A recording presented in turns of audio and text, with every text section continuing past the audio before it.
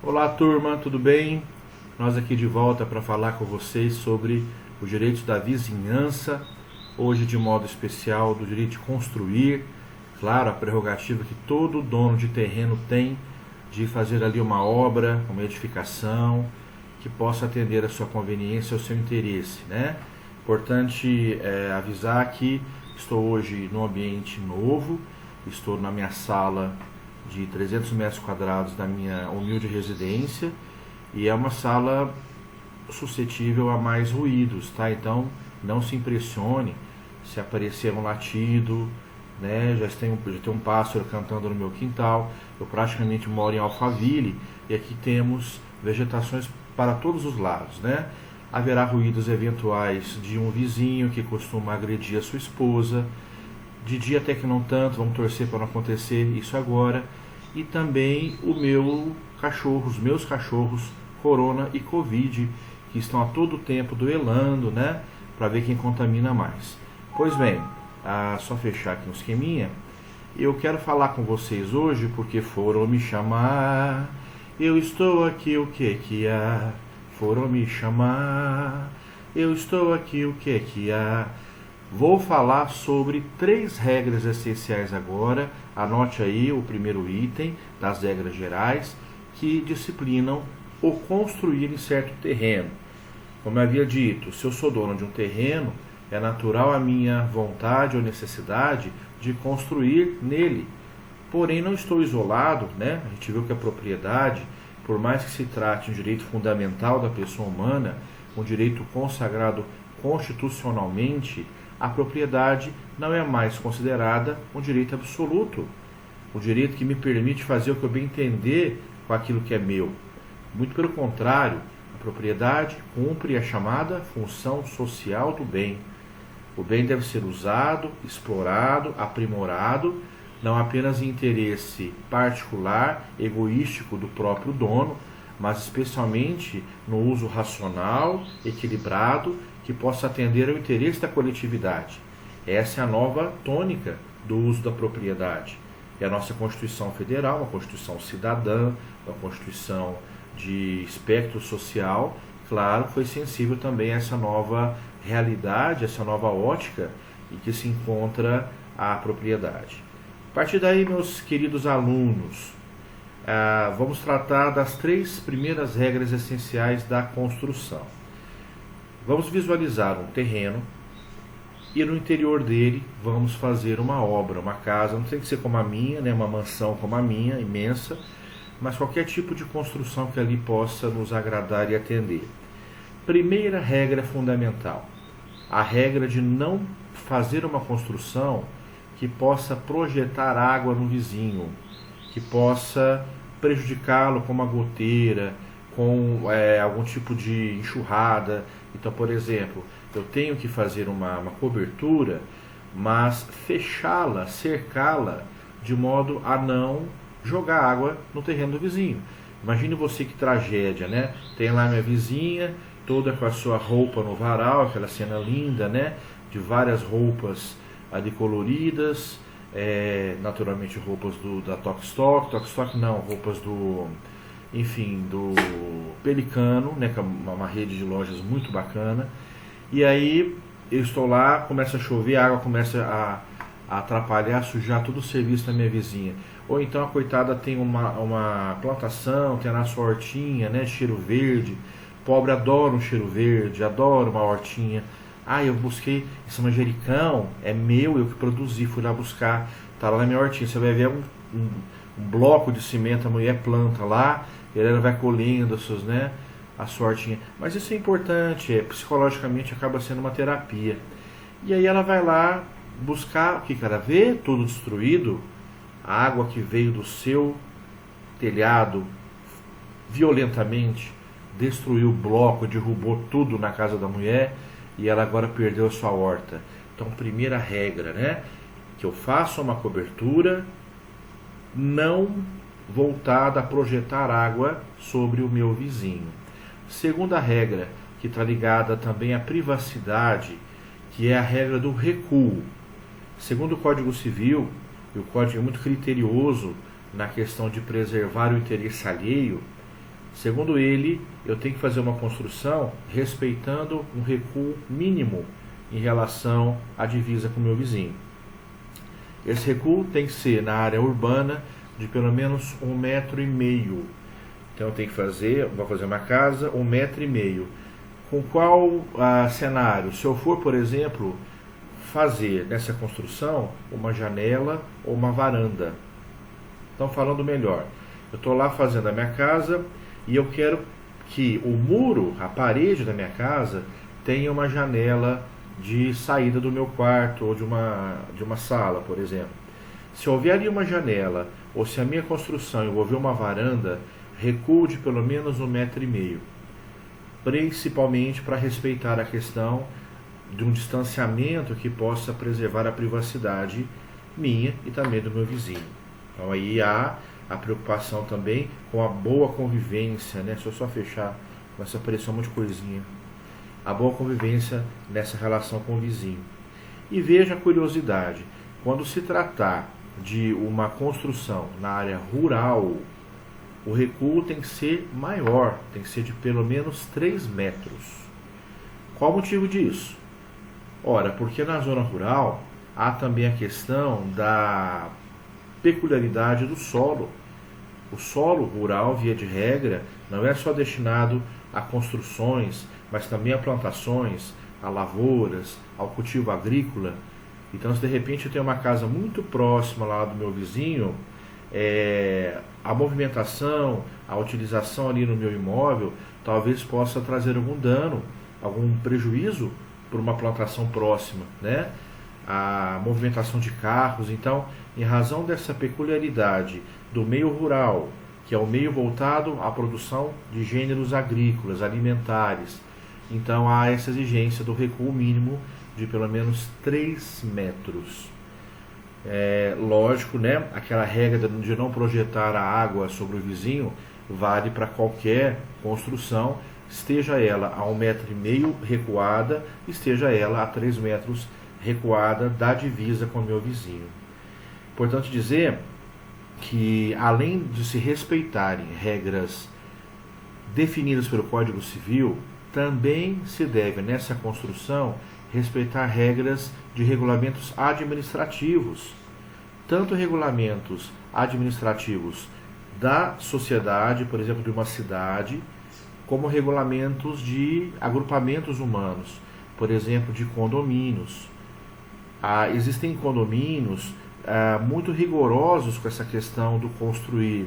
Então, além de você estar subordinado, submetido a regras gerais do Código Civil ou a regras gerais da cidade, ainda você se submete a regras do condomínio.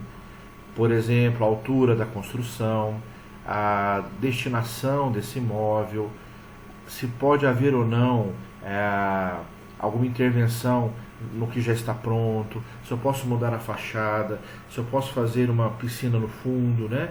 Então eu encontro ainda mais limitações morando no condomínio de casa, por exemplo. Tudo isso, pessoal, tudo isso integra os direitos da vizinhança.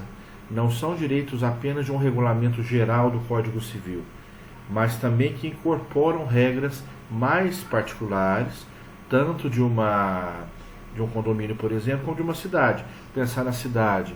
Nós sabemos que em muitas cidades existem áreas nas quais é proibida uma construção, porque ali se leva em conta a estrutura geológica, a incapacidade do solo, muitas vezes, de receber uma estrutura mais pesada. Isso tudo é fruto, é produto de um estudo científico, de uma análise técnica, que não aconselhou que ali se fizesse uma construção. Isso também está nas regras de convivência. Portanto, né, se eu tenho lá uma área em que não se pode fazer prédio acima de certa altura, a preocupação também é com o respeito à vida, ao bem-estar dos moradores daquela região. Portanto, ali também haverá regras de vizinhança a serem respeitadas. Pois bem, vamos agora falar da parede divisória, né? Para você está tudo bem, né? A microfone ok, a imagem está ok, alunos estão ok, professor ok. Brota nessa aula, esquece o vírus do chinês. Brota nessa aula, esquece o vírus do chinês. Vamos agora focar na parede divisória. Gente, não é mais um muro divisório. Eu comentava nas aulas anteriores que o muro deve ser compartilhado pelos dois vizinhos. O muro tem a sua construção também dividida entre eles. Lembram? Eu vou ter a iniciativa de fazer o muro, mas meu vizinho não quer participar. Não é querer, isso é lei. Se será um muro feito na meia espessura, o que é isso? Metade dele ficará para mim, a outra metade para o vizinho. Ele é obrigado a participar das despesas de construção e de conservação desse muro. Nós criamos em relação ao muro um condomínio. Eu vou falar disso mais adiante. Existe aqui um condomínio necessário, um condomínio legal, definido entre mim e o meu vizinho. Então não é questão de, vou participar. É que para não entrar em atrito, né? Vai que o vizinho tem arma, é uma pessoa vingativa, vai querer envenenar seus cachorros. Deixa quieto, né? Não vou mexer com esse vizinho meio casca grossa, não. Mas se você quiser levar isso adiante, é um direito seu, é uma garantia legal exigir a participação do vizinho nas despesas de construção e conservação do muro. Ponto. Vou falar com você da parede agora. Visualize você no terreno, começando a construir a sua casa, porém não centralizada, mas fazendo a parede junto à divisa do vizinho. Então você tem lá um terreno, o vizinho tem um terreno. Sabe aqueles loteamentos novos, começa-se a urbanizar aquele setor da cidade, você vai fazer a parede lá na divisa com o seu vizinho. Se você fizer essa parede totalmente dentro do seu terreno, é uma situação. Tudo bem, você está no seu direito de construção, né? Só respeitando as regras que eu já pontuei. Se, por exemplo, ficar algum caimento, né, de telhado para lá, não pode deixar a água atravessar o terreno. Se você for abrir janela ou varanda, tem que ter o recuo de 1,5 m. Na zona rural, 3 metros pelo menos. Mas suponhamos que não. Você quer fazer de fato a parede principal a partir da qual virá a construção da casa. Tudo bem. Você respeitou seu terreno, seja feliz. Não, eu quero fazer na divisa com o terreno do vizinho. Aí a coisa muda. Porque nesse caso você vai ter a chamada meia espessura dessa parede para você. E a outra meia espessura vai pertencer ao seu vizinho. Ora então, se você fez essa parede dando ao vizinho metade dela, veja, você pode cobrar no futuro que qualquer intervenção que ele pretenda fazer nessa parede, você possa cobrar por isso. Se interessar ao vizinho usar essa parede, talvez não interesse, ele já tem uma casa construída no centro do terreno, mas se ele tiver interesse em usar a parede que você fez, você pode exigir participação do vizinho nessa despesa que você teve de construção, tá? Começa agora o corona a latir ao fundo, daqui a pouco o Covid aparece e aí a contaminação toma conta aí da nossa sociedade. Então veja, como é que vai ser a regra agora? Diz o Código Civil, se o vizinho do lado, né, portanto o vizinho que não fez a parede divisória, quiser travejá-la. O que é travejar a parede? É usá-la para alguma finalidade, é aproveitar essa parede, seja para dar início também à sua casa, seja para ali instalar algum equipamento, seja para, enfim, aproveitá-la para alguma coisa, um varal, qualquer coisa, né? Ele quer usar, ele precisa pagar pelo custo proporcional dessa parede, já que a parede será também aproveitada por ele. Tudo que ele fizer nessa ideia de aproveitar a parede, tem que avisar primeiro o construtor da parede. Tem que haver a aprovação. Por isso que eu falo, é muito mais tranquilo e muito mais sensato você fazer a sua própria parede, né? Fez sua própria parede, vai ser feliz, que é problema seu. Agora, ter que dividir parede com o vizinho, a gente não divide, né, nem sentimento com o vizinho, que dirá parede. E aí você tem tudo da satisfação para ele, uma vez que pode haver um prejuízo para a estrutura daquela parede. E veja só, então como é que é a regra? Ó, se ele não usar a parede para nada, tudo bem. Se ele pretender usar a parede para alguma coisa, quer dizer, travejá-la, né? Usá-la para alguma finalidade, ele tem que avisar o vizinho e ter a concordância do vizinho. Outra situação, se ele fizer qualquer obra encostada nessa parede, pense você, vai fazer a parede própria. Ele vai construir a sua casa, porém a partir de uma parede própria, que ele próprio vai realizar e encostada na parede já pronta do vizinho. Óbvio, muito melhor. Só que aí veja, como haverá uma aderência, como haverá uma justa posição de duas paredes, a lei manda que ele, novo construtor, preste uma caução, dê uma garantia para o primeiro vizinho de reparar eventual dano que possa acontecer. Dá uma garantia. Vai que ele começa a construir essa parede, ou deixa a parede pronta, e por causa dela tem uma infiltração, tem uma irregularidade de estrutura, algum tipo de encanamento que vai passar ali, e talvez de um modo irregular, trazer um dano material para o vizinho. Então, por isso, a necessidade da caução. Caução é palavra feminina, é a caução. E a palavra escrita com U. Quando fala calção com L, é a vestimenta, né? Ou calção de banho, ou calção de piscina. Não é? Aqui é aca, então, pelo amor de Jesus. Quem faz direito, especialmente direito civil, não vai sair falando o calção. Me dá um calção, eu vou entender que é a vestimenta lá do pelicano. É a vestimenta lá do torra-torra. Tá? Aqui é a caução.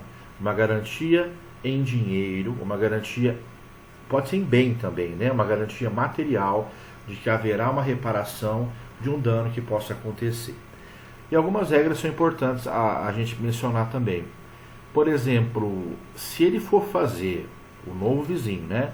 Ele for fazer qualquer intervenção na parede divisória que possa, por exemplo, trazer um dano à estrutura, ele tem que verificar se do lado de lá, a vida é boa, né? Se do lado de lá já não tem uma intervenção semelhante. Por exemplo, ele quer colocar de cá um armário. Ele precisa ver se do lado de lá já não tem um armário pronto. Lógico, gente, a parede é uma só. Talvez a estrutura não comporte duas intervenções de mesma expressão, de mesma intervenção material. Por isso, diz o Código Civil, para ele travejar o seu lado, realizando uma obra da mesma natureza que o primeiro vizinho já fez, tem que haver a ciência do primeiro vizinho. Porque se acontecer qualquer babado ali, estourar o cano, romper alguma estrutura, o vizinho terá que ser indenizado por isso. Para fechar essa regra aqui da parede divisória, olha como a lei se preocupa com tudo, né? Inclusive com questões, nos parece até, né, pessoal, questões de engenharia, de arquitetura, de decoração de interiores, do que propriamente de direito. Mas porque o direito vai normatizar todas as questões fundamentais para a boa vida em sociedade, para evitar que haja excessos, que haja interferências indevidas no espaço do outro. Muito natural que aqui também o direito intervenha. Vejam então, eu quero encostar alguma coisa na minha parede. Eu não posso encostar, segundo o Código Civil, fornos de alta temperatura, né? Fornos que fala, né? Aquele forno que esquenta demais. Eu não posso encostar equipamentos que possam gerar infiltração, gerar um superaquecimento como o próprio forno, né? Mas a lei autoriza que eu faça junto a essa parede chaminés comuns, uma chaminézinha do churrasquinho ali, né? Maravilhoso, que estamos privados nessa fase, né? Tem alguns que ainda fazem, está relaxando um pouquinho, assa ali uma carninha, né? Chama a família, vê tudo de máscara, parece um bando de assaltante, parece La Casa de Papel, né? Segunda edição, mas tudo ali, né? Burlando um pouquinho o isolamento, não pode, está perigoso. Ainda vem agora o pico do negócio não, né? O pico da pandemia ainda vai chegar, sejamos responsáveis. Por fim, chaminé a lei deixa, chaminé pode, e fogão convencional de cozinha, fogão de cozimento básico pode também. Repito, que não pode encostar nessa parede será equipamento de alta temperatura, como fornos industriais, e também que possam trazer algum tipo de infiltração ou de interferência na estrutura lá da parede do vizinho. Ok? Passando agora, pessoal, para obras proibidas. Bom, chegamos então a uma restrição legal mínima para que eu possa construir no meu terreno. E que são até óbvias, são até naturais. Eu não posso intervir, por exemplo, no subsolo do meu terreno, de modo a comprometer o lençol freático, comprometer as águas subterrâneas. Eu não posso ali cavar tão fundo para fazer uma fundação e pela minha intervenção material e por algum elemento químico, eu vir a contaminar essas águas subterrâneas, né? Diz o código que se eu fizer essa intervenção poluindo essas águas, eu naturalmente sou penalizado, tendo que indenizar, né? Demolir, retirar a obra que eu acabei de fazer e ainda indenizar os danos que eu causei com essa intervenção desastrosa. Então, não interferir no subterrâneo, poluindo essas águas.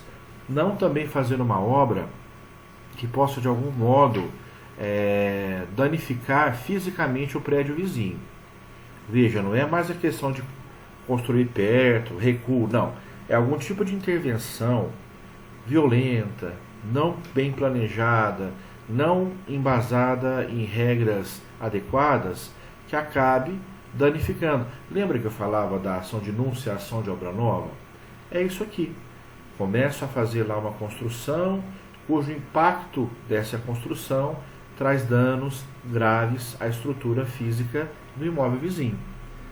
Então, eu poderia ser paralisado nessa construção, né? Até por aquela ação de enunciação de obra nova, como poderia também ter que pagar indenização. E uma coisa importante, se eu fiz uma obra proibida, uma obra não autorizada pela lei, essa obra já está pronta, já está consumada, eu posso ser condenado a demolir essa obra, a remover a construção nociva, sem embargo, sem prejuízo, claro, de ainda vir a indenizar o vizinho prejudicado. Tá? Então isso é importante porque reforça a questão de que eu não estou isolado no meu mundo, não estou usufruindo de uma autonomia absoluta que não existe, mas sim fazendo uma intervenção no que é meu em respeito ao morador próximo a mim. Por isso vou ter que demolir e ainda indenizar caso aconteça algum prejuízo para ele. Tá? Então obras ligadas à contaminação do solo, à contaminação do ar, né, algum tipo de atividade tóxica também ao meio ambiente, que possa comprometer a respiração das pessoas próximas, tudo isso é obra proibida. E para encerrar o direito de construir, pessoal, ingresso no imóvel alheio. Será que eu posso entrar no meu vizinho para atender alguma conveniência minha? Lógico, se ele deixar, não é a questão, deixou, mas eu teria algum direito de pressioná-lo, de constrangê-lo? Veja só, a lei garante que eu possa adentrar no terreno do vizinho, no imóvel do vizinho, para recuperar aí objetos que me pertençam e que foram inadequadamente arremessados ou que entraram de maneira não autorizada ou não pensada nesse terreno, inclusive animais. Então, se eu tenho um cachorrinho, eu tenho dois, o Corona e o Covid, um deles escapa e entra no terreno do vizinho. Veja, eu tenho o direito de entrar nesse terreno para buscar o Corona, o Covid, a bola que caiu, o objeto do meu filho. É direito, não é que eu tenho que negociar. A única coisa, é claro, é que eu vou comunicar ao meu vizinho. O vizinho pode aí sim definir o horário mais ideal, ou talvez o momento mais adequado para que se faça a busca desse objeto. E não só a busca do objeto, eu posso também entrar no meu vizinho para atender alguma construção, alguma reforma, alguma intervenção, alguma limpeza no meu próprio imóvel. olha, eu preciso usar o seu corredor aí, vizinho, para terminar a pintura aqui dessa parede ou desse muro, ou para que eu possa fazer uma limpeza de calha, né? Então, isso é direito. Se é direito, não depende de concordância. A única coisa depende de combinar o horário, combinar o momento mais adequado com o meu vizinho. E aí, veja, claro que se houver algum tipo de abuso, algum dano nessa minha entrada no vizinho, nesse meu ingresso, eu vou responder plenamente perante a lei, pelos eventuais danos produzidos. Mas o ingresso no imóvel vizinho é uma prerrogativa que a lei me assegura, claro, a ser exercida dentro da normalidade, dentro da racionalidade que se espera, né? É sempre bom lembrar que direito a lei me confere, mas ela condena o abuso que eu faça desse direito. O abuso de direito é considerado próprio ato ilícito, lembram? O artigo 187 do Código Civil equipara o abuso de direito ao ato ilícito. A responsabilidade civil derivada do abuso de direito é a mesma aplicada à responsabilidade por ato ilícito. Acaba acontecendo uma equiparação de tratamento aqui, tá bom? Vamos caminhar, caminhando e cantando e seguindo a canção. Pessoal, e as lives que estão acontecendo por aí, hein? Deixa eu ver. Ah, mudou. Várias lives, pessoas se embebedando, pessoas mostrando realmente como são, né? Pessoal desbocado, arranca chinelo, quase falta arrancar a roupa por em piscina, fala palavrão, babado, né? Acompanhando tudo. Eu estou acompanhando nessa quarentena até BBB, olha a decadência completa. Porque você se envolve, o filho, pai, torce para esse, torce para aquele, você se envolve, começa a acompanhar, passa a ter interesse, de repente você quer mudar o vício, não deixa, né? Você quer acompanhar, então é uma coisa terrível. A quarentena gera sequelas terríveis pra gente, né? Pessoal, entrar num assunto essencial para a formação de vocês em direito civil, condomínio. Vou falar de condomínio, conceito e aspectos gerais, tá? A partir desse item aí. Primeira coisa, ó, quando nós falamos em condomínio, a nossa primeira associação e mais natural é com o prédio de apartamentos, com um conjunto de salas comerciais, com um condomínio de casas residenciais. Lógico, tudo isso é condomínio. Mas isso é chamado condomínio edilício ou condomínio em edificações, que é uma figura que apareceu após o condomínio clássico, o condomínio original. Eu falo para vocês agora desse condomínio, do condomínio clássico original, que caracteriza o quê? Simplesmente uma propriedade compartilhada, uma propriedade de 2 ou mais titulares. O que é o condomínio? Nesse sentido, digamos, bruto, né, tradicional, condomínio é a propriedade do mesmo bem por mais de uma pessoa. Ele se configura quando 2 ou mais titulares são donos ao mesmo tempo da mesma coisa. Ponto. Quando 2 irmãos recebem uma herança e recebem como herança um carro, eles têm um condomínio sobre esse carro. Os 2 são proprietários desse carro.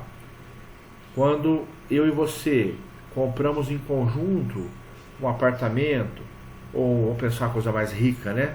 Uma casa de praia, a gente vai dividir esse uso e dividir as despesas do uso também, isso é um condomínio. Quando temos um muro divisório, um muro em comum, que vai ser conservado por nós 2, isso é um condomínio. A árvore limítrofe que nós aprendemos é um condomínio. Ou seja, sempre quando 2 ou mais pessoas são donas ao mesmo tempo, ou do mesmo bem, ou até de um patrimônio inteiro.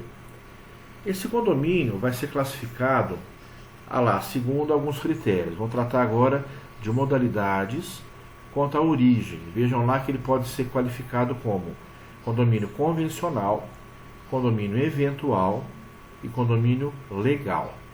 Gente, lá no futuro eu vou entrar no condomínio mais importante hoje, que é o edilício. É esse que nós conhecemos com mais proximidade. Mas vamos entender bem como é que se constitui a estrutura dos vários condomínios, né?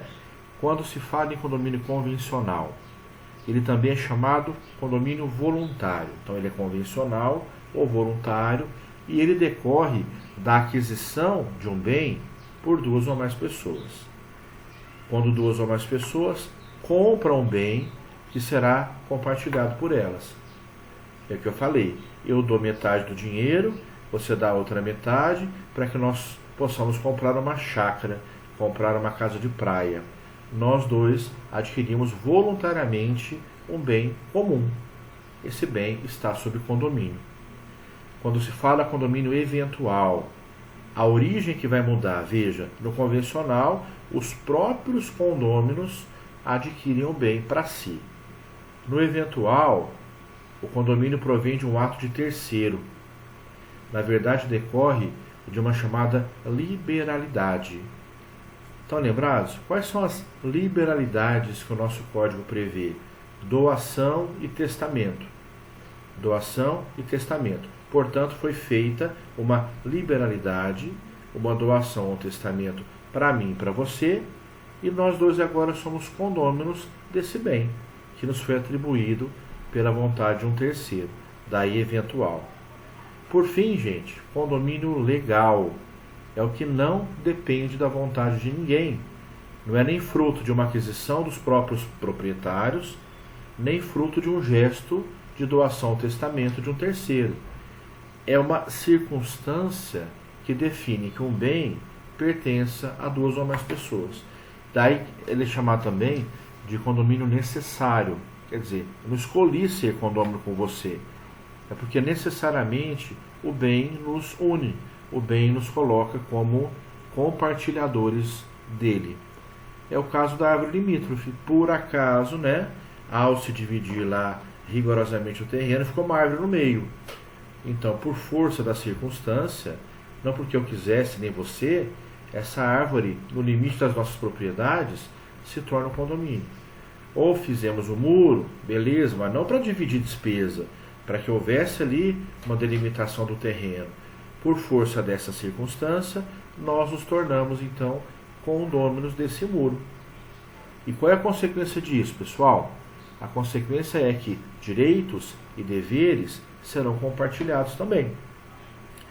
O direito a ter o muro é de nós dois, mas também o dever de conservá-lo é de nós dois, na proporção da parte de cada um, da participação de cada um. Então esse é o legal, o que decorre legalmente de uma circunstância nem sempre escolhida pelas partes. Letra B. Quanto à forma pró-indiviso e pró-diviso. Já falei dessa expressão com vocês lá na composse. Que eu dizia também a composse, pró-indiviso, a composse, pró-diviso. Nesse caso aqui, o que é um condomínio pró-indiviso?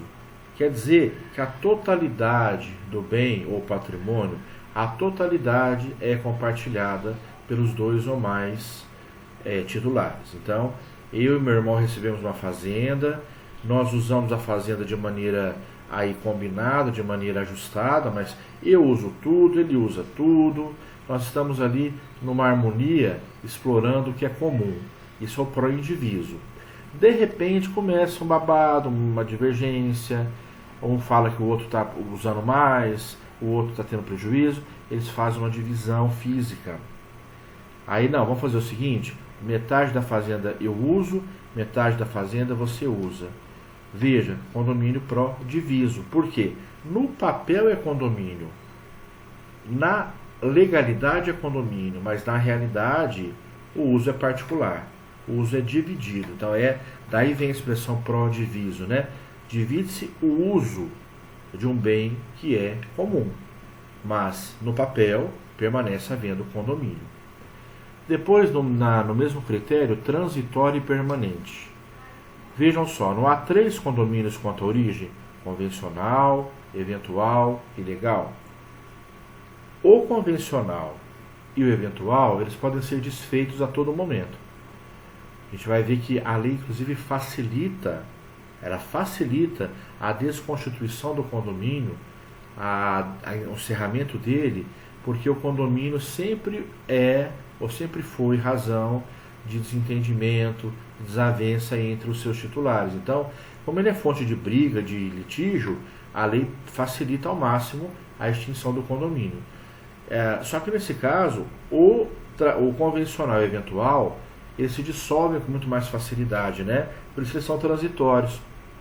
Não quero mais meu irmão dividindo a chácara comigo. Ou eu compro a parte dele, ou eu vendo a minha parte para ele, ou vendo para um terceiro, quer dizer, eu não quero mais ter condomínio com ele. Já o permanente não. O permanente não é desfeito a bel prazer.